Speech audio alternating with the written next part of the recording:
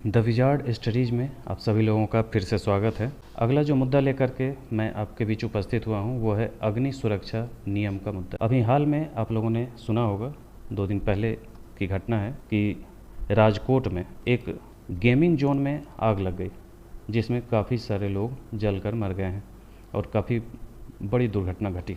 और यहाँ देखा गया है कि ये गेमिंग जोन 4 साल से कार्य कर रहा था और कोई भी सुरक्षा मानक का पालन नहीं किया जा रहा था। और अभी कल एक न्यूज़ में आया है कि उसके जो मालिक हैं वो लोग कई सारे बड़े अधिकारियों के साथ, उनकी फ़ोटो है और कई सारे अधिकारी वहाँ जाया करते थे, फिर भी कमिश्नर से डीएम तक हर कोई वहाँ जाता था, लेकिन सुरक्षा मानक पर किसी का ध्यान नहीं रहा। तो क्या भारत में कई सारी जो दुर्घटनाएं हुई उससे भारत ने अभी तक कुछ नहीं सीखा? इसी मुद्दे पर आज का ये वीडियो है।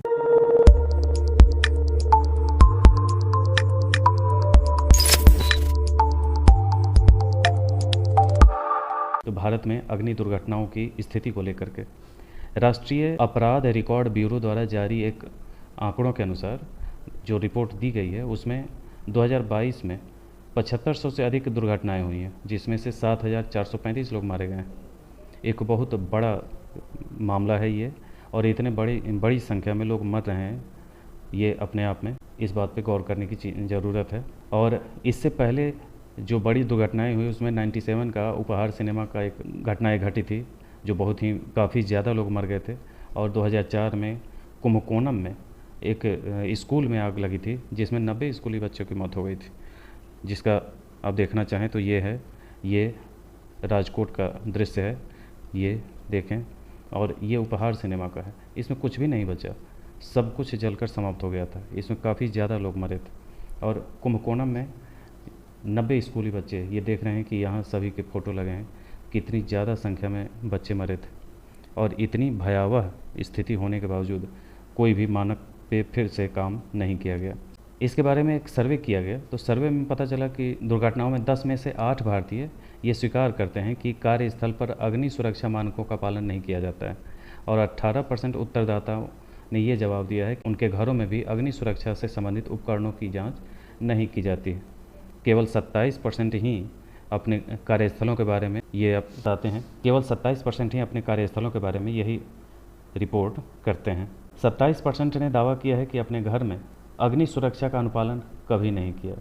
ये अपने आप में आश्चर्यजनक है। और अग्नि सुरक्षा से संबंधित मामलों में अगर हम देखें कानून क्या कहता है, तो मुख्य रूप से यह जिम्मेदारी राज्य की है और अग्नि सेवा संविधान की 12वीं अनुसूची में नगर पालिका का कार्य है। इसलिए ये भी एग्ज़ाम के लिए आपको याद रखना है, 12वीं अनुसूची याद रखना है। और ये नगर पालिका का मुद्दा है और राज्य सूची का विषय है, ये भी आपको याद रखना है। राष्ट्रीय भवन संहिता के बारे में देखें कि भारतीय मानक ब्यूरो द्वारा प्रकाशित किया जाता है इसे, और अग्नि सुरक्षा के लिए केंद्रीय ढांचा है जो इमारतों के निर्माण, रखरखाव और अग्नि सुरक्षा पर व्यापक दिशा निर्देश प्रदान करता है। और राष्ट्रीय भवन संहिता में भवन का वर्गीकरण किया जाता है, जिसमें अलग अलग तरीके से उसका वर्गीकृत करके उसका निर्धारण किया जाता है। सामग्री कौन कौन से इस्तेमाल करने चाहिए इसका भी निर्धारण करता है कि गैर दहनशील सामग्री का इस्तेमाल हो, इसकी सिफारिश करता है। अग्नि सुरक्षा प्रणालियों के बारे में बताता है कि क्या क्या चीज़ें लगनी चाहिए, स्वचालित आग का पता लगाने वाला यंत्र, अलार्म सिस्टम, स्प्रिंकलर, आपातकालीन प्रकाश व्यवस्था और निकास साइनेज जैसी अनिवार्य प्रणालियाँ, उन सब के बारे में बताता है। और विद्युत सुरक्षा से संबंधित जो अर्थिंग के तार हैं या वोल्टेज वाले इस तरह के अलग अलग नालियों की आवश्यकता होती है, उन सब के बारे में भी ये बताता है। और भागने के लिए मार्ग कैसे हैं, सुरक्षित निकासी के लिए, पर्याप्त रोशनी के लिए, ये सब निश्चित मार्ग वगैरह बताने का ये काम करता है।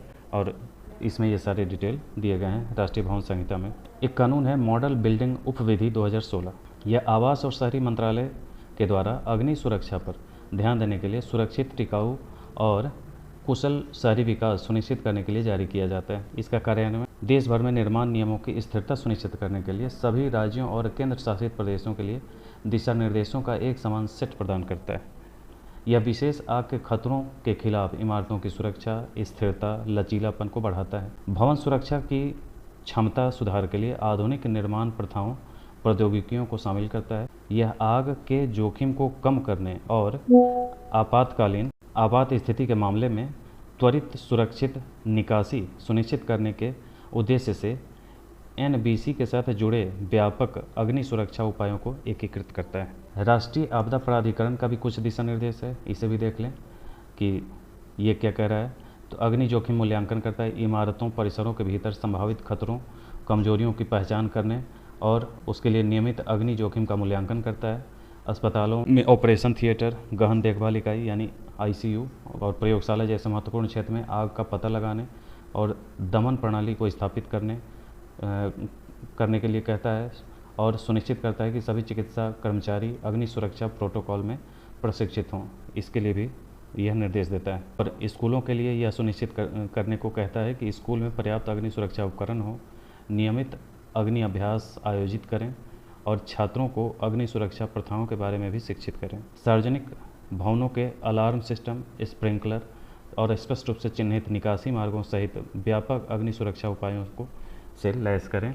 इसके बारे में भी यह निर्देश देता है।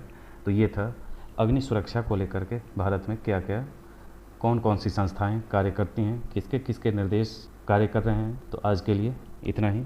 धन्यवाद।